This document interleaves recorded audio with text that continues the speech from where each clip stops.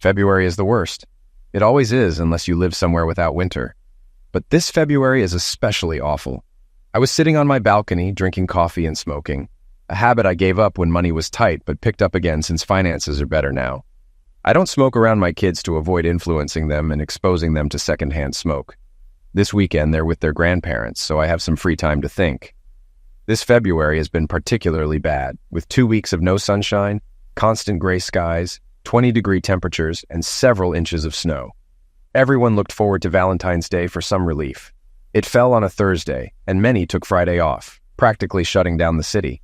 My wife Linda and I had plans, but we woke up to more snow, and by afternoon, both of us were sent home from work. The city shut down, so our plans for a night out turned into frozen pizza and Frozen with the kids. Our only dance was with Emma and Timmy, ages 6 and 4, excited for no school the next day. After the kids were asleep, I apologized to Linda, offering her a glass of wine. She reassured me it wasn't my fault, and appreciated the anticipation of the evening. She had a new evening gown I hadn't seen yet, as she keeps it a surprise until we go out. Linda sews her own clothes and many of Emma's, always looking fantastic in whatever she wears. I admired the diamond ring I gave her 10 years ago, sparkling in the firelight. "Thank you for saying yes, Linda. I love you," I said. "I love you too," she replied. We toasted to us and sat in silence for a while. I then apologized for my recent grumpiness, blaming it on February. Linda understood, admitting she'd been irritable too. We joked about hibernating until spring, noting even the kids were on edge. Despite everything, Linda reminded me of our blessings. Each other, our kids, our home, and knowing where our next meal was coming from. We laughed about our first date at Wendy's, a standing joke from our college days when I had little money. But Linda didn't mind. "How do people get through times like this without love?" I asked. "Sometimes they don't," she replied, recalling her high school boyfriend's tragic end on Valentine's Day years ago. Determined to stay positive, I took her hands and wished her a happy Valentine's Day, moving our celebration to the bedroom. A predicted 8 inches of snow turned into 2 feet, giving us an unexpected 3-day weekend. Everything closed, but most people still had power and snowmobiles to get around. Our kids loved having us home, playing in the snow, eating pizza, and watching movies with no school. Linda and I enjoyed the break too, with no need to go anywhere and plenty of food to share with neighbors. Emma and Timmy went to bed without fuss, exhausted from the fun, giving Linda and me some private time. However, the kids only wanted to watch Frozen repeatedly. Linda also refused to show me her new dress, teasing that I had to take her out to see it. By Sunday evening, the plows came through and we prepared for work and school. Before bed, Emma and Timmy thanked us for the best weekend ever and gave us sweet hugs. Linda and I were touched, feeling deeply connected. Reality returned, and the weekend became a memory. After putting the kids to bed one night, Linda got a call from her friend Dee. Linda excitedly shared Dee's idea to end the dreadful February with a night out.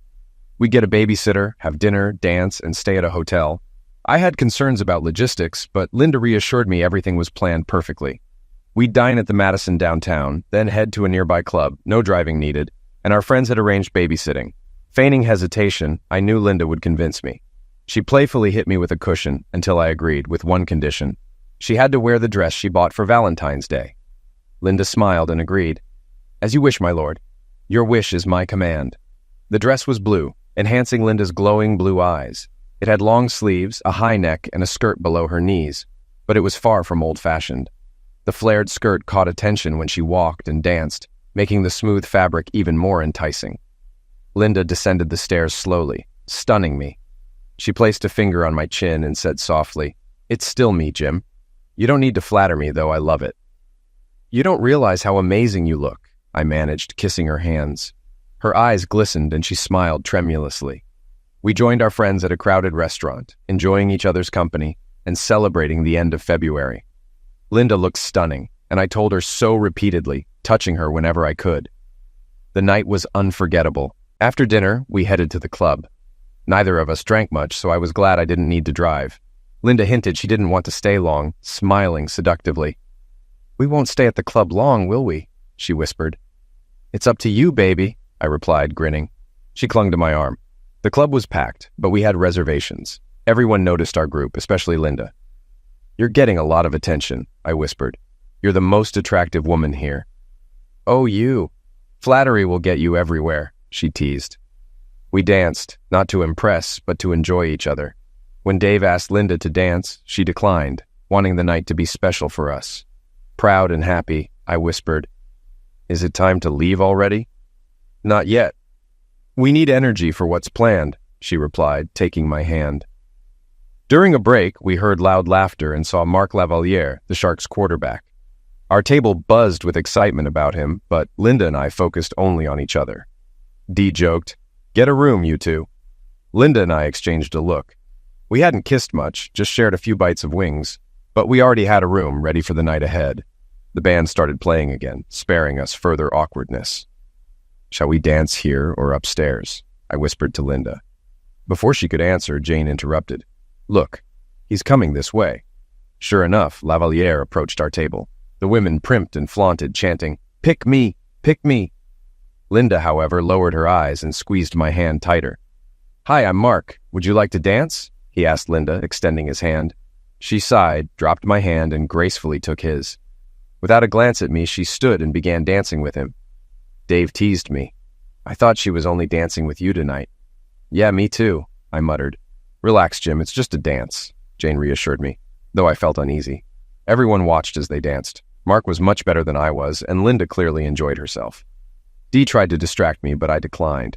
The next song was slow, and I watched Linda melt into Mark's arms. He whispered something to her, and she smiled.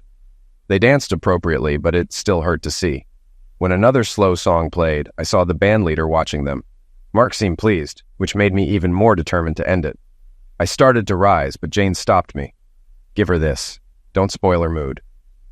Reluctantly, I sat back down, heartbroken. The song ended, and Mark led Linda off the dance floor. They smiled at each other, but didn't touch. As Linda approached our table, her best smile faded to her second best when our eyes met. I realized we had a problem. "I keep telling you, you're the most attractive woman here," I whispered as I took her hand. "Maybe it's time to head to our room for the next dance." Linda's eyes widened in fear and her hand trembled. She quickly looked away. "Sorry, everyone. I need to go to the bathroom. Linda, will you come with me?" asked Dee loudly. Linda looked at me apologetically. "I'm sorry, Jim. I could use a refresher too," and left with Dee. The conversation shifted to why women never went to the bathroom alone. As I pondered this, Dee returned alone. "Where's Linda? Is she okay?" I asked, nearly yelling. "Relax, Jim," Dee smiled. "Linda's fine. She just has some things to do. You don't need to worry about her. She's a grown woman." I was still worried, but I tolerated this for about 5 minutes. When Linda didn't return, I had enough. I headed to the bar with an empty plate as an excuse and approached a female bartender. "My wife went to the bathroom 15 minutes ago and hasn't come out. Could you check on her? She loves spicy food, but sometimes has a reaction. Her name is Linda. Here's a picture," I said, showing my phone. The bartender was about to help when Dee appeared. "She's fine. You don't have to check," Dee said, placing a $5 bill on the counter. The bartender looked sympathetically at me. "What? Why did she go with you?" I asked, confused. "Jim, she's not in the restroom. She left the club," Dee said. I felt like I'd been punched in the stomach. "Why? Where did she go? Is she okay?" I asked, still confused. "Let's talk privately," Dee said, dragging me to a dark corner of the bar. She looked me in the eyes. "Jim, Linda loves you and the kids more than anything. But tonight she's with Mark," she said. I felt my world crumble. Images of Linda in her blue dress at dinner at the club flashed in my mind. "So, on our special night, she dumps me for some jock," I growled. "Jim, she hasn't left you. She'll be home tomorrow, and you'll have many more special nights," Dee said. "She didn't even tell me to my face. She slipped out like a snake, and you helped her," I said. "Listen, Jim, she didn't leave you," Dee insisted. "If she hasn't left me, where is she? She's not with me now," I said, my voice rising. "Please calm down. Linda knows you're the only man for her. You're a good guy," Dee said condescendingly. "Yeah, and we all know where good guys end up," I said through clenched teeth. "It's just tonight. Tomorrow everything will be the same," she said. I snorted. "What was your role in this? You didn't need to go to the bathroom. Linda gave you the signal to stall me," I accused. Dee nodded. "Yes, she didn't want you to make a scene. She loves you and will always come home to you," she said. "I'll remember how much she loves me tonight," I thought. "She didn't want to be embarrassed by leaving her husband for a jock," I said. "Didn't you remind her she has a husband and a marriage to lose?" No, because I know she won't lose you. You're too good a man. She'll do whatever it takes to make it up to you, Dee said. What if there's no way to make amends? I asked. Jim, I know how much you both love each other. This is just one night compared to all your years together. It's not a big deal unless you make it one. You'll be okay, Dee said softly but firmly. I resisted the urge to grab Dee and shake her for talking nonsense. So if Mark had chosen you, would you have done the same? I asked. I would, she said defiantly. Does Dave know? I asked. No, and you don't need to tell him. It probably won't happen, she said softly. Maybe I should, I said. Please don't, Jim, this won't help. Come back to the table and let's be distracted for a while, she said, smiling. I wanted to dance with my wife, but thanks to you and Mark, that's not an option, I said, walking back to our table. The conversation stopped abruptly. Everyone knew my wife was with Mark. Jim, are you okay? Asked Dave. I wanted to tell him what Dee said, but couldn't bring myself to. It depends on what you mean by okay, I said coldly. It was a crappy thing to do, but you won't divorce Linda over it, right? Asked Dave. Why not? I replied. There was a collective sigh. Jim, that's Mark Lavaliere, Dee said. I don't care who it is. If it's not me, it's cheating, I said angrily. What if Dee spent the night with Mark? Would you be okay with that? Dave blushed and looked at Dee, who was avoiding his gaze. Jim, think about your children. They need you, Jane said. Is my wife thinking about them right now? I asked. That's why you hired a nanny, Dee said, trying to joke but failing. It's just one night. She won't get this chance again. You wouldn't divorce her over one night, Dee added. Why not? I stared at her. Silence followed. Jim, consider a different perspective, Jane suggested. What if a Sports Illustrated model wanted to spend the night with you? Wouldn't you be tempted? I might be tempted, but I'd say no. I have a wife, and I wouldn't want to hurt her, I said firmly. Silence fell again. I looked at my former friends who sided with my cheating wife. A bouncer approached our table. Is there a problem? He asked. Yes, a big one, I said, tossing a $20 bill on the table. I'm leaving. That'll cover my bill. You can cover for the strumpet I came with, I said, walking out of the club. As I walked to the hotel, my anger turned to deep sadness. Linda and I were supposed to walk together, but now I was alone. Alone, I took the elevator, entered our suite, and faced the wreckage of our special night. Alone, I looked into an uncertain future. I turned on the light, closed the door, and felt unusually tired. I threw my coat on the floor and headed to the bedroom. There was a Godiva candy bar on each pillow, and unfamiliar underwear in the middle of the bed. I imagined Linda putting them on with the love and sensuality that used to be just for me, until tonight. My wife, my lover, my best friend was taken from me by another man. He snatched her easily as if he had every right. To him, she was just a beautiful plaything for the night, and she let him. I meant so little to her that she offered no resistance. It felt like she believed he had more right to her than I did after nearly a decade of being a faithful husband. It was supposed to be just one night, but what would he leave in her heart and mind? How could I compare to the town hero, Mark Lavaliere? I stopped crying, washed my face, and gathered our things. I threw the underwear in the trash. I checked us out of the hotel, and the desk clerk looked puzzled. Is everything all right with your room, sir? She asked. The room was beautiful, I said. Anything we can do to make your stay more comfortable? She replied. Make him disappear and turn back time, I thought. But I said no thanks. Have a nice evening, sir, she said. Yeah, right, I muttered to myself, getting into my car and driving home. Emotions churned inside me. Anger and sadness fought for control. The house felt quiet and empty. I hoped for a message from Linda, but there was nothing. I lay down, still in my clothes, and dozed off. Around 2 a.m., my phone buzzed with texts from an unknown number. It was photos and videos of Linda and Mark having fun. He must have used her phone to send them to me. I slammed my phone shut, anger surging. Divorce was inevitable, but Mark would pay. I copied the images and videos onto my computer and emailed them to our friends with the subject, Happy Now. I then packed all of Linda's belongings into trash bags, stuffed them into her car, and changed the garage code. I destroyed everything that reminded me of our marriage, turning the house into a war zone. I flushed my wedding ring down the toilet along with my urine and feces. Mentally exhausted, I sat down for coffee when the morning paper hit the door. The headlines shocked me. Who is Mark Lavaliere's new girlfriend? With photos of Linda and Mark leaving the club, kissing before she climbed into his Jaguar. My humiliation was now public. I sent the article link to our friends with the subject, "Screw you all to hell." Seeing it was 5:30 a.m., I called Linda's mother, knowing she'd be up making breakfast. "Hi," she said. "Everything okay?" "No, Mom," I replied. We got along well, and I always called them Mom and Dad. "What's wrong? Is it the children?" she asked. "No. Have you seen this morning's paper?" "Not yet," she said. "Alfred reads it over coffee. Why?" "He might want to avoid the sports section. There's an article on Marc Lavaliere he might not like." "Alfred thinks highly of him," Linda's mother said. "Maybe not after this. Linda left me at the club with him last night, and they were spotted getting into his car." "Oh my God," she exclaimed. "Where's Linda now?" "Still with him," I said. "She stayed the night with him?" she asked. "Yes. I don't know when or if she'll come back, but I can't keep her here. She'll need somewhere to stay." "All right. Alfred won't be happy, and neither am I. Is there any way to fix this?" "No, Mom. She turned her back on me and went off with him. Our so-called friends covered for her." "I'm so sorry, Jim. Of course she can stay here if needed." "What about the children?" "They're at the babysitter's for the night. I might ask my in-laws to watch them for the rest of the weekend." "Okay, let me know if I can help, Jim." "Thanks, Mom." I had another idea and went back to the computer.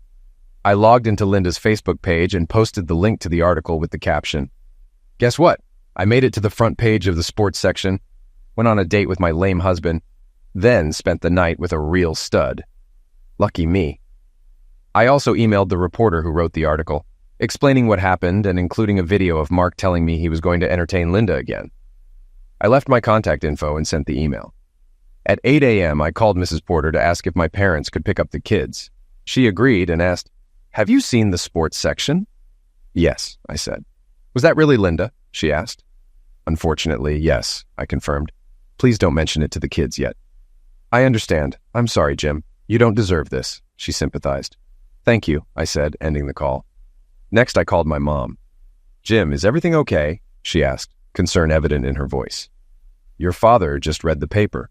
"Yes, Mom, could you pick up the kids from Mrs. Porter's house this morning? They should stay with you for the weekend," I requested. "Of course, son. What are you going to do?" she inquired. "Unleash hell, Mom," I declared. "Think of the kids first, okay? They're the most important thing in your life right now," she reminded me gently. "I know, Mom. Thanks for reminding me," I acknowledged. We finished talking, and I got a cup of coffee. At 9:30, my cell phone rang. It was Dee. "What?" I bellowed. "Jim, it's Dee. I saw this morning's paper and wanted to apologize. I had no idea it would be this bad," she admitted.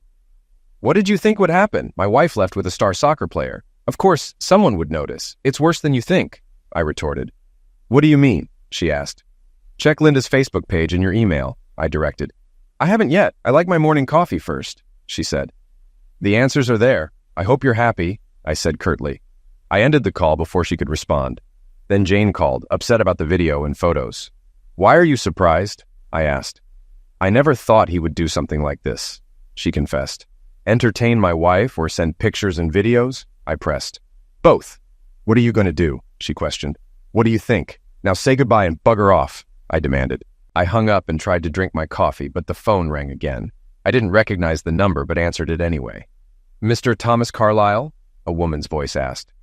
"That's him," I said. "Mr. Carlyle, this is Audrey Tanis from the Daily Record. I received an email and video from you. Is your wife the same woman seen with Marc Lavaliere last night?" she asked. "Yes, that's her with the idiot," I said. "Who?" she asked. "Sorry, that's what I call him," I said. "I see. And you say the woman he is with is your wife?" she asked. "My soon-to-be ex-wife," I said. "So you're getting divorced over this?" she asked. "Absolutely," I said. "You mentioned other videos and pictures in your letter?" she asked. "Yes. Would you like to see them?" I asked. "I would. Can we meet to discuss this?" "Sure, but I'd like to wait until she gets home first." "She's not back yet?" Audrey asked. "No, she isn't," I said. "Okay, give me a call when you can meet and we can talk things over," she said. "Sure," I said, ending the conversation. Curious, I checked Linda's Facebook page. The comments were split, half supportive, half critical. Some called her a promiscuous and vowed they'd kick her back if their wives did the same. I noticed she had lost a few Facebook friends and chuckled when Linda walked in around 11 o'clock. I saw a Jaguar pulling away from the house. "Jim, it's me," she said, pulling the key from the lock. "I'm home," she announced casually. "Why is my car parked in the driveway and not in the garage? And what are those things in it?" Her eyes widened when she saw me at the table. I knew I looked terrible. Her face turned white as she looked around the wrecked house. "Oh my God!" she exclaimed. "What have you done? Everything is destroyed. Our wedding portrait, my vase, our glasses, and what is that smell?" "I finished what you started last night," I said. "Did you sleep at all?" she asked. "Why do you care?" I asked. "Look, I'm really sorry about last night, but I'm here now and I'm still your wife." I shook my head. She tried to kiss my cheek, but I stopped her. "Don't touch me," I said. She looked startled. "And no, you're not my wife. Not anymore. That's what it says in the paper and online, thanks to Idiot." I showed her the spread with all the photos. "Oh no," she said, shocked. "How did they get those pictures? I'm not his girlfriend, no matter what the papers say. It doesn't matter. You had your fun, and now we're done." "I need to use the bathroom. Then we should talk," she said. I followed her to the bathroom and watched her recoil from the mess in the toilet. "Is that your wedding ring?" she asked. "Yes. Since you trashed our marriage, I made it official." I took her left hand and inspected her rings. "What are you doing?" she asked. "What's that?" I asked, pointing to a dried stain on her ring. "I don't know," she said. "Nonsense," I said, pulling up a video on my phone of Mark smearing it on her rings. Her face lost color. "Not only did you humiliate me in public and in front of the whole town, but you also defiled our wedding rings," I said, growing angrier. I pulled the rings off her finger. "What are you doing?" she shrieked as I threw the rings into the toilet and flushed. She screamed, her eyes wide. "My rings! How could you? You have to give them back." "No, how could you? I loved you exclusively for over a decade, and this is my thanks? Screw you." "But it was just one night," she said. "We have the rest of our lives ahead of us." I showed her the video of Mark saying he'd continue to entertain her. "Was he telling the truth? Do you want to do this in our bed while I watch?" "It may have come up, but I didn't think he was serious," she said. "It was just pillow talk." "Like this?" I asked, showing her the video. She shook her head. "That's not what I meant," she said. "Well, I'm serious," I said. "Get out and let your lover know that if he steps inside this house, I will liquidate him. Now get out before I throw you out." "But I live here too," she said. "Not anymore. I'm getting a divorce. Your stuff is in the car and your mother is waiting for you. You're dead to me. I don't want to see your face again. Now get out." "What about the children?" she exclaimed. "What about them? You didn't care about them or me when you left with him." "That's not true, and stop calling him that," she said. "Screw you." "Oh, wait, he already did. He knew you were married and didn't care. Now you're defending him? Get out of my sight. You make me sick." She jerked back, tears streaming down her face. "Get out." She ran down the stairs wailing. I followed, grabbed her purse, took out her house key, and tossed it to her. "Don't do this," she begged. "I love you." "I hate you. Now get out," I said. Shivering and crying, she walked out and drove away, wiping tears from her face. Exhausted, I collapsed on the couch and fell asleep. Waking up in the afternoon, I showered, then called Audrey. "Audrey, this is Jim Carlisle." "Good afternoon, Mr. Carlisle," she said. "Is it too late to meet this afternoon?" "Not at all," she said. "Where would you like to meet?" "How about Sherry's by the mall? It's quiet." "Sounds good. See you there," she said. I called my mom to check on the kids. They were watching Frozen, but took a break to talk. "Where's Mom?" asked Emma. "She's staying with her mother for now," I said. "Why doesn't she stay home with you?" she asked. "We're working out some issues. You'll see her soon. I need to meet someone, but I'll call you later, okay?" "Okay, Daddy," she said. "Bye." My heart was breaking. Linda and Mark had not only ruined my marriage, but also my children's lives. I left for Sherry's, where I was escorted to a table in the corner. A young brunette with a laptop greeted me. "Mr. Carlisle," she said. "Nice to meet you." "Call me Jim," I said. "Thank you, Jim. I'm Audrey. I want to apologize." "For what?" I asked. "Those are my pictures in the morning paper," she said. "Did you take them?" I asked. "Yes. I was at the club with my friends and saw Mark Lavaliere. I noticed him dancing with your wife and followed them outside. I didn't know she was married. I have more footage. Would you like to see it?" "Why not?" I said. She handed me the tablet and turned on the video. I saw Linda and Mark in the parking lot, holding hands like Linda and I used to. They kissed by his car, looking like a couple. When the video ended, I gave the tablet back. "I'm really sorry about what happened," she said. "I sent some things to the paper and then went back to the club, but you were gone. Want to tell me your side?" I nodded and recounted the evening. Then I gave her my phone with headphones. "You should see this video," I said. "I'm a big girl," she replied, putting on the headphones. As I ate, I watched her face change as she watched the video. When she finished, she handed back the phone. "Well?" I asked. "It confirms some rumors I've heard. He's known as a player, but it's hard to prove," she said. "What are you going to do?" "I'm getting a divorce." She knew my views on fidelity but didn't care. Now it's over. "Any kids?" she asked. "2, a boy and a girl, 6 and 4, I said. "It's always hardest on the kids," she said. "Yes, it is," I replied. "What about Mark?" she asked.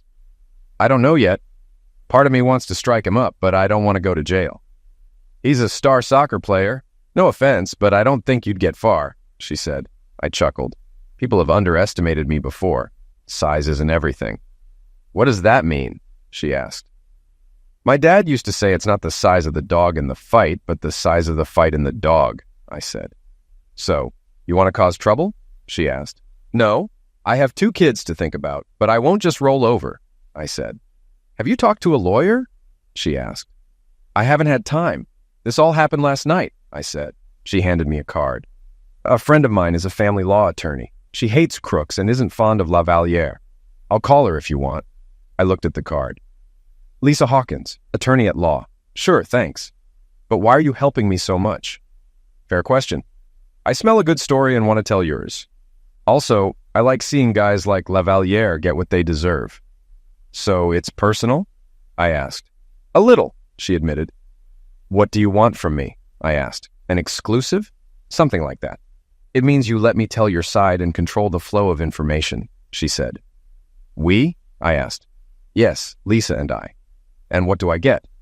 "A defense against people like me. Lavaliere's team will spin this to make you look bad. You need someone who knows how to deal with sharks," she said. "What do we do?" I asked. "Have you thought about making a case against Lavaliere?" she asked. "Yes, I have," I said. "Let me see what they're doing. I'd like to publish a note in tomorrow's paper that you're considering legal action. Is that okay?" I pondered her question. I knew she was right. Linda's identity would become public soon, so it was best to be proactive. "Okay," I said, "but we'll work on it together and I'll have veto power if it might hurt the kids." "Agreed," she said. "I'll make some calls and get started. By the way, the local news will cover this tonight. They've already contacted me." "What did you tell them?" I asked. "I haven't said anything yet. I wanted to talk to you first." "Thanks," I said. We finished our meal and said goodbye. I hoped I was doing the right thing. I decided to go to my parents' house to talk about everything. Checking my phone, I saw no calls or messages from Linda. When I arrived, my children ran up to me, and I hugged them tightly. "Where's Mom?" Emma asked. "She's with her parents," I said. "Why?" Emma asked. "She has some things to take care of," I said, not wanting to reveal too much. My parents joined us, and we sat down. "Are you okay, son?" my father asked. "Not really, Dad," I said. "I'm better than I was, but it's still hard." "I understand," he said. The news came on the TV, and despite the kids' objections, we watched. "And now, onto our Talk of the Town segment," the anchor said. "The Daily Record reported this morning that star soccer player Mark Lavaliere was spotted leaving a nightclub with a new girlfriend. A video shows them leaving the club and getting into his car. Linda and Mark were clearly seen holding hands and kissing." "Daddy, why is Mommy kissing that man?" asked Emma. "Is he her boyfriend?" "Just watch the news, Emma," I told her. Timmy didn't fully understand, but was clearly upset. The anchor continued. "We spoke with Audrey Tannis, the reporter who broke the story. She said the woman is married, but her husband did not authorize the release of her name. We reached out to Lavaliere and Sharks management, but received no comment. More information may come as early as tomorrow." Dad turned off the TV, and Mom took the kids to another room. Dad turned to me. "What are you going to do, son?" he asked. "I'm getting a divorce, Dad," I said. He nodded. "I don't blame you. You know it probably means she gets the kids and you lose everything financially. Maybe, but I can't live with her after this. By the way, I talked to the reporter who broke the story." "Yeah?" he asked. "Yes, she offered to help me. The next few days are going to be tough. This is just the beginning." Mom returned and said, The kids can stay here as long as needed. That way they won't be bothered by reporters. Your mom's right, Dad said. They can stay here as long as they need to. Thanks. I'll get more of their stuff tomorrow. Let me know if you need anything. Linda will want to see them, Mom said. Technically, we can't stop her without a restraining order. I know. It's all so messed up. Why did she do it? She must have known it wouldn't end well. It's hard to say, my father said. You do what you have to do. We'll help in any way we can. Just don't do anything stupid. Thanks, Dad, I said. We hugged and I went to the kids. Emma came up to me with tears in her eyes. Are you going to get a divorce? She asked. I couldn't lie to her. I guess so, honey. But remember, we all love you very much. I hugged her as she cried on my shoulder. Damn you, Linda, I thought. After spending time with the kids, I said, I have to go. I need to clean the house. Mom handed me a dish of lasagna. Take this with you. You need to keep your strength up. Thanks, Mom, I said. Her lasagna was the best. We said our goodbyes, and I headed home. When I got there, I put the lasagna in the fridge and checked Linda's Facebook page. The post was still up and had been viewed by over 500,000 people, with mostly negative comments. She had lost nearly 3/4 of her friends. I smiled and shut down the computer. I had just finished cleaning up and was about to heat the lasagna when the doorbell rang. Crap, I thought. I looked through the peephole. It was Dee and Dave. What the hell do they want? I opened the door slightly. What the hell do you want? I growled. They both jumped. Can we talk, Jim? Asked Dee. Why? I asked. Because we're friends and we're worried about you, she said. I snorted. Friends? With friends like you, who needs enemies? Please, Jim, can we come in and talk for a minute? Dee pleaded. I thought for a moment, then let them in. They looked around, shocked at the destruction and missing items. So, what do you want? I asked, pouring myself coffee without offering them any. Jim, we want to apologize for last night, Dee said. We saw the video and read the report. We didn't know it would be this bad, and we're sorry. You didn't know? I asked mockingly. But you knew she was married when you pushed her into his bed, didn't you? Yes, we did, Dee admitted. Linda knew she was married too. None of you cared. You just wanted her with him, I said. They looked ashamed.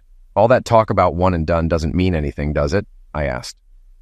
Linda's really upset now. She's been crying on her mom's bed, and we're worried she's having a breakdown, Dee said. I tossed a thick dictionary onto the coffee table, making them jump. You want sympathy? Look between crap and syphilis, and you'll find it there. My God, this really destroyed you, said Dave. You don't understand. I'm close to tipping my hat, I said, holding my fingers 1/2 inch apart. If I had a weapon, I might have done it already. Someone has to think about the kids, unlike you or Linda last night. So, you flushed your rings and told her she was dead to you? Dee asked. I nodded. She ruined our marriage, and I finished what she started, I said. What will you do now? Asked Dave. There's no choice. I have to divorce her. This article has gone viral. Everyone knows it's her. I have to divorce her nasty back, I said. And you'll be named too, I added to Dee. Me? Why? Dee asked. You helped destroy our family. That's being an accessory. You could have stopped her, but didn't, I said. Have you told your husband what you said to me yet? Dave looked at her. What did you say to him? He asked. She looked down, flushed. He turned to me. What did she say? She said if Mark had approached her instead of Linda, she'd have done the same thing, I said angrily. He turned to her. Is that so? We'll discuss it at home, he said. I asked you not to tell him, Dee said to me angrily. Your husband deserves to know what kind of woman he's married to, I said. So, that's it? She asked. Yes, I said. They got up to leave, but Dee made one last attempt for Linda. I understand if you don't want to be friends, but can't you forgive Linda just once? She really loves you, she said. Are you that naive, Dee? No, I can't forgive her, and I never will. She destroyed me, and you helped. I can never look at you the same way again. She nodded sadly. Okay, I'm sorry. I said nothing. Dave held out his hand, then pulled it back. I'm sorry too. We're all sorry. I guess I'll see you later. I hummed in response, not wanting to say anything. I watched them leave, Dee wiping tears. I locked the door and went to the kitchen for dinner, then lay down on the bed and fell asleep. The next day, I got up, did my morning routine, and grabbed a newspaper from the porch. After cereal and toast, I opened the paper to the sports section. Cheating husband considering lawsuit against Sharks tight end Mark Lavaliere, read the headline. This should be good, I thought. Audrey did a great job retelling what I told her, keeping my name anonymous. The man, who identified himself as the woman's husband, provided a video showing a relationship between his wife and Lavaliere, the article said. He claims her friends helped her escape with Lavaliere. Attempts to contact them have been unsuccessful. Lavaliere's contract includes a strict morals clause, and violating it could result in litigation. Team management and Lavaliere have not commented. Satisfied, I closed the paper and sipped my coffee. My phone buzzed with a message from Audrey. "Hope you read the paper this morning." "Great article," I replied. "Thanks," she wrote back. "Expect a call very soon." A few seconds later, my phone buzzed with an unfamiliar number. I answered, curious. "Jim Carlisle," I said. "Mr. Carlisle, this is Lisa Hawkins. Audrey Tanis gave me your number. I hope I didn't catch you at a bad time," she introduced herself. "There are no good times these days. But I'm glad you called, Lisa. What can I do for you?" I responded. "More like what I can do for you," she corrected. "Just call me Lisa." "Okay, Lisa. Call me Jim," I replied. "Thank you, Jim. Audrey told me about you, and I wanted to contact you after you read her article." "I assume you've read it?" she inquired. "Yes, and she did a good job," I affirmed. "I agree. Jim, I'd like to represent you if you don't mind. Are you considering legal action against Lavaliere and the team in addition to divorcing your wife?" she asked. "Yes, I am," I confirmed. "You're in luck. Infidelity is grounds for divorce here, and suits for alienation of affection are allowed. You have a strong case. Do you have children?" she queried. "Yes, a boy and a girl," I answered. "Will you seek custody?" she continued. "Absolutely," I stated firmly. "It might be complicated, but we can ask for it. I'd like to start your case today. Can you meet at my office tomorrow at 8 o'clock? She proposed. "Yes, I can." "What about the fee?" I asked. "Usually there is a fee, but I'm willing to do it pro bono," she offered. "Thank you. But why?" I asked, surprised. "I'll tell you someday. Just not now," she replied mysteriously. "Okay," I agreed. "One last thing, Jim. After this morning's article, you'll probably hear from the Sharks legal team. Don't give in. Just tell them they can expect a call from your lawyer," she advised. "Of course," I assured her. "All right, and don't do anything stupid," she cautioned. "I won't, I promise," I told her. We said goodbye. I decided to visit the kids, changed into clean jeans and a shirt, then heard banging on the door. Through the peephole, I saw two well-dressed men. Probably from the Sharks, I thought. Remembering Lisa's warning, I opened the door. "Yes, what can I do for you?" I asked calmly. "Mr. Carlisle, I'm Roger Billings, and this is Jack Dunstan. We're from the Sharks. Can we come in and talk?" I recognized Dunstan, the team owner. Roger was probably a lawyer. I invited them in. "Please, come in. May I offer you something to drink?" "No thanks," Jack said. "We're here to discuss your problem with Mark Lavaliere." "Graduation?" I asked. "You mean he ruined my marriage and family?" "Yes," Jack said, confused. He turned to Roger. "Show him the proposal." Roger handed me an envelope and a folder. I opened the envelope and was shocked. "Is everything all right, Mr. Carlisle?" asked Jack. "You've got to be kidding me," I said. "Is there a problem, Mr. Carlisle?" asked Roger.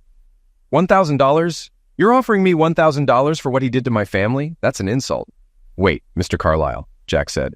"It includes lifetime season passes and anything from our gift store. That costs a lot of money." I almost laughed. "And in exchange for what?" I asked. Roger opened the folder to show an unsigned document. "We ask that you not file a lawsuit against the team or Mr. Lavaliere," he said. I looked at the document, incredulous. "And you won't do anything to Lavaliere? What about the morals clause in his contract?" I asked. Roger shrugged. "Listen, Mr. Carlisle," Jack said, "boys will be boys. Mr. Lavaliere is a respected member of the team with high standing in the community. We just ask you to reconsider prosecuting. We don't want anyone's reputation tarnished. Surely you can understand that." "Lavaliere ruined my marriage and my reputation," I said. "There are already articles and pictures of him with my wife. What about my two kids? How will you make up for their lost family? Do you think season tickets and flashy clothes will make up for that?" "What do you want us to do?" asked Jack condescendingly. "Oh, I don't know. Maybe entertain my wife or turn back time to Thursday and stop him from meeting her," I said wryly. "Better yet, kick some balls around the soccer field live on air. I'd pay to watch that." Both men looked shocked. "We can't do any of that, Mr. Carlisle," said Roger. "Perhaps you'd like to make a counteroffer." You will listen to my attorney. This meeting is over. Please leave." They looked at each other, then stood up. Jack held out his hand, but I didn't take it. They nodded and walked out. After they left, I called Lisa to let her know what happened, then went to my parents' house to spend time with the kids. Emma was still shocked by seeing Linda kiss another man. After talking to my parents, I took the kids to Chuck E. Cheese's, then packed their stuff to take to their grandparents' house. While we were packing, the front door swung open, and Mark stood there, enraged. "You goddamn fool," he shouted. "I'm going to hurt you for everything you've done. All I wanted was a piece of back, but you made it a big federal case." I tried to speak, but he punched me. After the stars disappeared from my vision, I grabbed the iron skillet from the stove. He fell to the floor, and I dropped the skillet. "Drop the frying pan, sir," a policeman said. I let go and turned around, hearing it hit the floor. "Stay where you are. Hands behind your head." I obeyed and was handcuffed. The officer lifted me to my feet.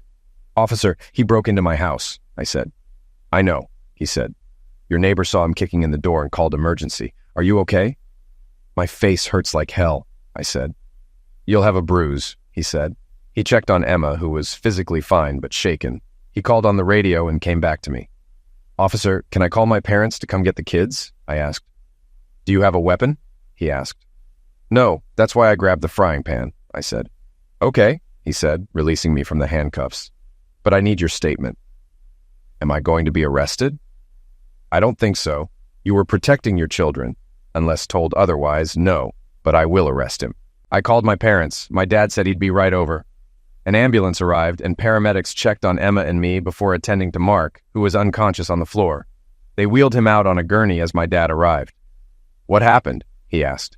"We had an unwanted guest," I said. He looked at my face. "Damn, this will be a mess for a long time," he said. He hugged Emma. "It's okay, honey. The bad man is gone." He looked around. "Where's Timmy?" Timmy was hiding under the table. "It's all right, son. You can come out now." He crawled out and came to us. My father looked at the policeman. "Can we leave?" he asked. The policeman nodded. "Yes, that's fine. I'll need to talk to your son, but you don't have to be here." "Thank you," my dad said. He gathered the kids and their things, then turned to me. "Come back when they're done, okay?" "I will, Daddy. Thank you," I said. I hugged and kissed the kids goodbye, telling them I'd see them soon. The policeman and I sat on the couch as he took my statement. I couldn't believe it had all happened so quickly. "Good thing your neighbor called in time," the cop said. "I was just a couple blocks away. I've been following the Lavaliere story. Was that your wife he was seen with?" I nodded. "Yes." "I'm sorry to hear that. Feel free to call if you need someone to talk to," he said, handing me a card with a counselor's name and number. "Thank you, officer. I appreciate it," I said. He left after shaking my hand, and I stood in the front room looking at my damaged front door. Fred, my neighbor who called the police, came over. "Are you all right, Jim?" he asked. "I am now. Thanks for calling the police." "No problem. I saw him kick in the door while I was out front with the lawnmower. What did you do to him?" "Cleaned his clock with a frying pan," I said. He laughed. "Remind me never to piss you off. Why did he kick in the door? It wasn't locked, was it?" "No, just the security screen. He was too angry to try the knob. We can close the door, but the jamb is shot. I'll get a drill and screws to help you secure it." "That would be great, Fred. Thanks." With Fred's help, we managed to close the door and bolt it since the jamb was damaged. Luckily, the deadbolt wasn't locked, and I was able to use it. "That'll do it. Let me know when you get a replacement, and I'll help you install it." "Thanks again," I said. I made 2 calls, one to Lisa and one to Audrey. Lisa wasn't thrilled about the frying pan incident, but was glad it was over and I wasn't in jail. She was amused that Lavaliere was in the hospital and would be arrested. Audrey told me she heard the call on the police scanner and had already spoken to the police reporter. "You know I can't keep you anonymous anymore," she said. "It'll be in the police report." "I know," I replied. We talked some more and she told me to stay tuned. "Everyone will be talking about this now," she said. After our call, I went upstairs and showered again. Seeing my black and blue eye in the mirror, I called my boss and explained the situation, asking for a few days off. "Crap, you had a hell of a weekend. Take a week to sort things out," my boss said. "Thanks," I replied. After we hung up, I went to see my parents and kids. Linda arrived at the same time. I wasn't expecting her and didn't know what to expect. We met on the walkway to the front door and she looked shocked. "Oh my God, are you okay? she asked. It's a little late to worry about my well-being, I said sarcastically. You want to know what happened? Your lover happened. He came to the house to pick a fight. Did you hurt him? She asked. Please don't tell me you hurt him. I can't believe you. He's in the hospital and I don't care about his condition. He's in police custody. Why are you here? I came to see my kids. I miss them, she said. You mean since the night you left us for him? I asked roughly. It's only been 36 hours and now you're thinking about them? Please don't call him that, she said. He ruined our marriage, Linda, and you helped him without a second thought for me or the kids, I said angrily. He ruined our family. That makes him an idiot of the highest order, and you're defending him. I walked into the house and she followed. Everyone looked our way. The children huddled close to their grandmother, now in full protective mode. What do you want? Linda hissed. I want to see my children, Linda said. Timmy looked frightened, clinging tighter to my mother. Emma looked at my mother, disgusted. Why did you kiss that man, Mommy? She asked. What man? Linda asked. That man, Emma said, pointing to the TV. Lavalliere's face was on the screen. This just in, the anchor said. Sharks tight end Mark Lavalliere faces multiple charges after allegedly kicking in a woman's door and assaulting her husband. The husband defended his home with a cast iron skillet. Lavalliere is in the hospital with a serious head wound and other injuries. Charges will be filed once his condition improves. Sharks management has suspended him pending the investigation. The scene showed Roger and Jack at a microphone. We regret to report that Mark Lavalliere is hospitalized with a head wound and other injuries, Jack said. We apologize to the family he allegedly assaulted. We contacted the husband with a reasonable offer, which he declined. How do you respond to the charges? A reporter asked. The charges include terroristic breaking and entering, assault and battery, Jack said. We have no comment, Roger added. Lavalliere is suspended pending the investigation. He is still unconscious, so we haven't heard his side. That's all for today. The anchor returned, saying, This is breaking news. Stay tuned to Eyewitness News for updates. Everyone turned to Linda. Oh my God, she said. Unconscious? What did you do to him, Jim? Show concern for your lover, I said. I punch him several times. Linda started toward Emma, but she recoiled. My mother spoke up. Haven't you done enough? She asked. For this family's sake, leave now, Linda, my father added. And you're not welcome here again, my mother said. With tears in her eyes, Linda looked at everyone, finding no sympathy. She turned and left, sobbing. It was just one night. After she left, I hugged the children until they calmed down. I kissed them goodnight and left. At home, I entered through the garage since the front door was broken. My phone buzzed with a call from LV, a close family friend and retired attorney. Hi, LV, I said. Hey, you. I saw the report and recognized Linda. How are you and the kids? Not great, I said. Did you really hit Lavalliere with a frying pan? He asked. Yes, I said. He laughed. Good for you. Are you divorcing Linda? Yes, I said, explaining the video Lavalliere sent. That complicates things. Have you talked to a lawyer? I have an appointment with Lisa Hawkins tomorrow, I said. The Ice Queen herself, he said. The Ice Queen? Yeah, she's cold as ice in the courtroom. If you need scorched earth, she's your girl. But she's expensive. Can you afford her? She's taking my case pro bono, I said. Really? Any idea why? No, I said. Maybe you should ask, he suggested. I will, I said. We talked a bit more, and he offered his help. Thanks, I said, ending the call. I ate dinner, gathered the documents Lisa needed, and went to bed. The next morning, halfway to Lisa's office, my phone rang. It was Linda's mother. Jim, you have to go to the hospital, she said frantically. Why? I asked. It's Linda. She tried to liquidate herself last night. Took sleeping pills and booze. They pumped her stomach, but she's still in danger. She tried to end it, huh? I asked coldly. I have an emergency right now. Maybe I'll swing by after the meeting. Jim, she's still your wife and the mother of your children, she said. And she's in the hospital. Don't you have any feelings for her at all? Why do you think she's there? I asked. Do you think she thought about the kids when she left with that guy? Or about me? I have an appointment with my lawyer. I'll swing by afterward. Please, Jim, she's a total wreck, she said. This has destroyed her. She has no one to blame but herself, I said. How can you be so cold? She asked. Linda loves you and the children. I feel the love, I said sarcastically. I'd better go. I'll check in later. She gave me the room number and I hung up. I headed to the downtown parking lot and made my way to Lisa's office. A young brunette receptionist greeted me and directed me to a chair in the waiting area. Soon, a petite blonde woman in a pantsuit came out and introduced herself. "I'm Lisa Hawkins," she said with a smile. "Nice to finally meet you, Jim." "Likewise," I said, though I wish it were under better circumstances. "Me too," she said. "Let's get to it. Did you bring the information I asked for?"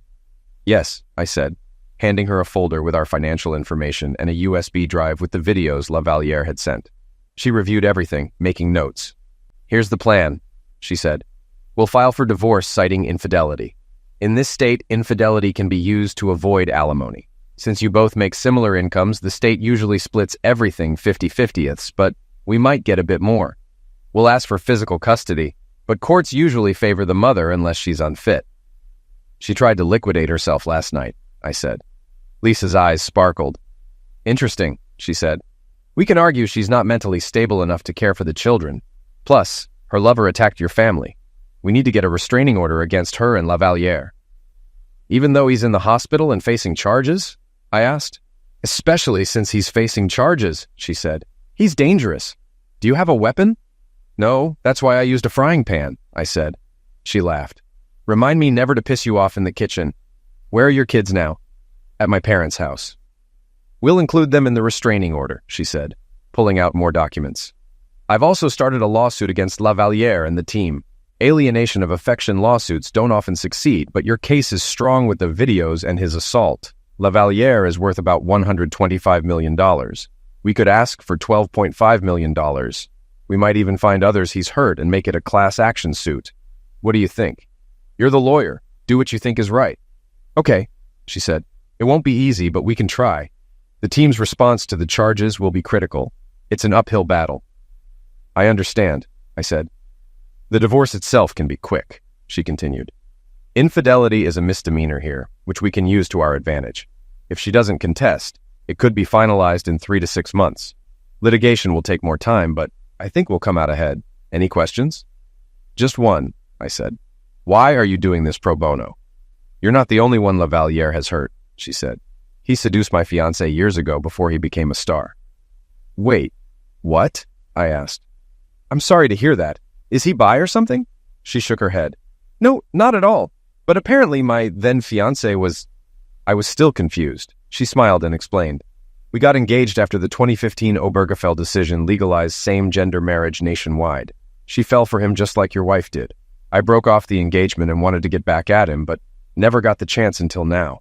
Most of his sufferers hide in shame after being betrayed." "I'm sorry to hear that," I said. "Are you two still friends?" "We're friends, but not close. We've both moved on." She looked serious. "Does my lifestyle bother you?" I shook my head. "Not at all," I said, making her smile. "Good. I'm glad to hear that. So, are you and Audrey Tanis together?" I asked. She laughed. "We're just good friends. And no, there's nothing between us. But I wouldn't mind spending more time with her. Why? Thinking about sleeping with her? She likes you, you know. She usually doesn't take stories personally." "That's the last thing on my mind right now," I said. "My kids are my priority."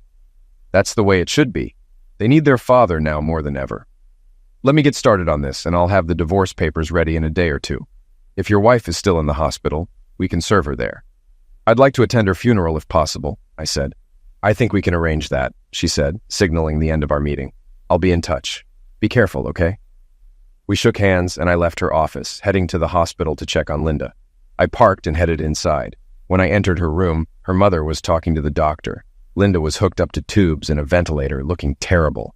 "Oh, it's good you're here," her mother said. "She's on self-destruction watch, and they're running tests.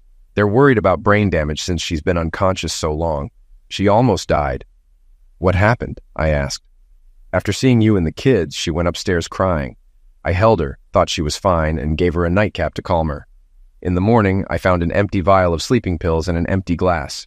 Her face was blue. I called emergency, and they brought her here, pumped her stomach, and gave her something to counteract the pills. Once stable, she'll see a psychologist and might stay in the psychiatric ward." "How long will she be here?" I asked. "A few days. I called her work, and they put her on sick leave. Are you going to serve her divorce papers here?" "Yes. How could you?" "She's already devastated." "Heavy stuff," I said, seeing her shocked. "Jim Carlisle." How can you be so cold and cruel?" I looked at her. I can be as cold and cruel as needed. She knew what she was doing when she left, but didn't care. Now she'll face the consequences. I saw a tear run down Linda's cheek, shook my head, and left the room. At home, I focused on fixing the door. I went online, ordered a new door and locks, and Fred agreed to help me install it when it arrived. The next few days were routine. I did chores and spent time with my kids. My parents helped with school and daycare runs. It was tough explaining to the kids that their mom wouldn't be around as much. Emma was still scared of adults, especially men, and I spent extra time with her. Damn Linda for causing this. The day came to serve Linda the divorce papers. Lisa called to let me know the bailiff's arrival time and advised me to stay quiet until the papers were served. I gave her the room number and headed to the hospital. I met the bailiff at the door and saw Linda's mother standing there, wiping tears from her face. "Please don't do this to her," she begged. "Not like this." I shook my head and entered the room with the bailiff. Linda was off the ventilator, lying in bed with tears streaming down her cheeks. The bailiff approached her. "Linda Carlisle?" he asked. "Yes," she said quietly. He handed her a manila envelope. "You've been served with a summons. Along with the divorce papers, you'll find a restraining order against you and Mr. Lavaliere. You both must stay at least 500 feet away from your husband, children, husband's residence, and his parents' residence. This includes your husband's workplace. Failure to comply will result in arrest and imprisonment. Do you understand?" She nodded and turned to me. "Can't we forget about it?" she asked. "It was just one night." "One night is one too many, Linda," I said. "Emma still hasn't recovered from what your lover did. This wouldn't have happened if you hadn't done what you did. Sign the papers, Linda." "But I don't want a divorce," she said. "What if I decide to fight it?" "Then I'll formally charge you with infidelity," I said. "Infidelity?" she asked. "Yes. Infidelity is a misdemeanor in this state. No one's been prosecuted for it yet, but there's always a first time. Sign the papers and be done with it. We're asking for half of what's in the bank. I'm asking for guardianship since you can't take care of yourself. Once the doctor clears you, you can see the kids if they want to see you. Right now, they don't. We're asking for minimal child support. You get what's yours. I get the house. I'm being fair." "Can I at least look at them before I sign?" she asked. "Of course," I said. She read the papers, tears streaming down her face. After a few minutes, she sighed and asked for a pen. The process server handed her one, and she signed the papers. He signed as a witness and took them from her. "I'll give them to Miss Hawkins," he said. "Have a good day." As he left, Linda looked at me, tears streaming down her face. "Is there no way we can forget this?" she pleaded. "I didn't mean to hurt you. It just happened." "You wanted to hurt me," I said. "You wasted no time leaving with him. When you saw him, he grabbed you, and you didn't even look at me. I can't forget what you did, ever." She cried harder. "I'm sorry, Jim. Will you ever forgive me?" I shook my head. "No. Maybe in a few years, but not now. I'll never forget what you did. I'm so sorry," she cried. Normally, I would have comforted her, but I felt nothing. She was like a stranger to me. "Yeah?" I said quietly. "Me too." I turned and walked out of the room and out of her life. The next few months were tough for us. The kids and I were adjusting to life without Linda, finding our new routine. Learning everything Linda used to do was challenging, but with Mom's help, I managed. Over time, the kids didn't miss their mom as much. Emma went to counseling, which helped a lot. Linda attempted self-destruction twice more, and was saved each time by her mother. After the third attempt, she was declared incompetent and placed in a state-run psychiatric facility. She is now almost catatonic, spending her days eating, sleeping, and daydreaming in her room. I cut ties with our old circle of friends. Dee exploded when served with papers, but I didn't expect any money from her. I wanted her to understand how her inaction contributed to ruining our lives. I saw Dave a few months later, and he said they were getting a divorce because Dee tried to do the same thing as Linda. "Now I know what you've been through," he said. "I'm so sorry this happened." Although I didn't get as much as hoped, I received enough money to cover both kids' college and more. I also got lifetime season tickets. Lavaliere was fired and sentenced to 15 years in prison for his crimes. We filed 2 lawsuits against him, and over 50 men claimed he ruined their marriages. Lisa organized a class action lawsuit, and the judge allowed it to proceed.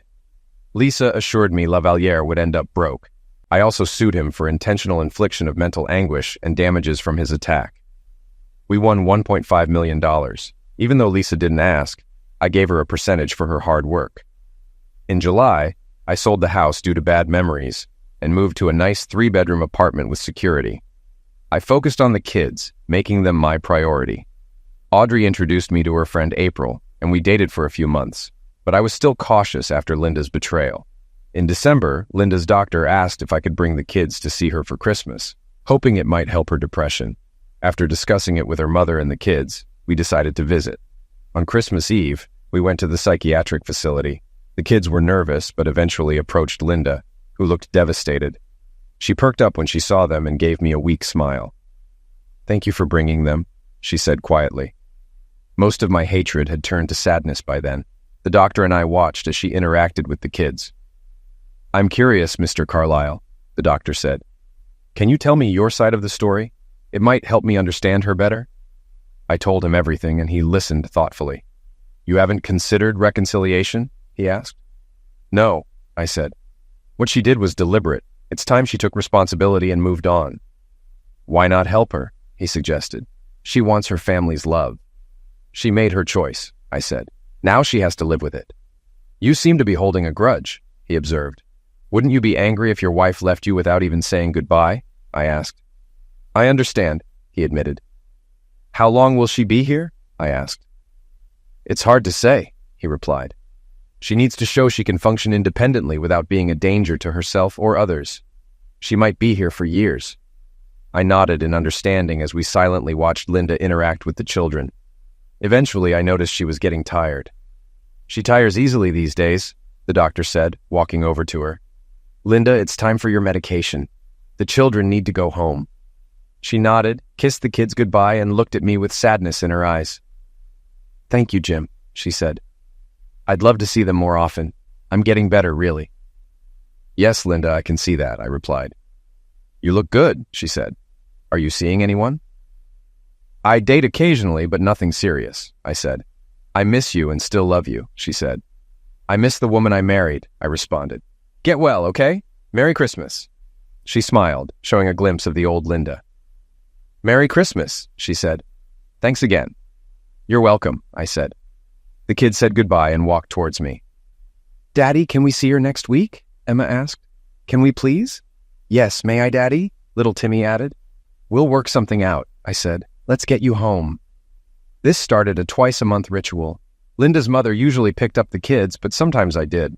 Occasionally I talked with Linda, but we never discussed the past. There was no chance of reconciliation, and she knew it. But she seemed to appreciate our brief conversations. A year after that fateful Friday, the first COVID-19 end of life was reported in the U.S. on February 29th. March brought stay-at-home orders, making life harder. As the second anniversary of Linda leaving approached, things improved slightly. In June 2020, Lavaliere's team settled the class action lawsuit. Lisa was right. Lavaliere ended up penniless. We didn't get much, but knowing he lost everything was satisfying. Even Linda smiled at that. Hopefully, next February won't be as bad as the previous ones.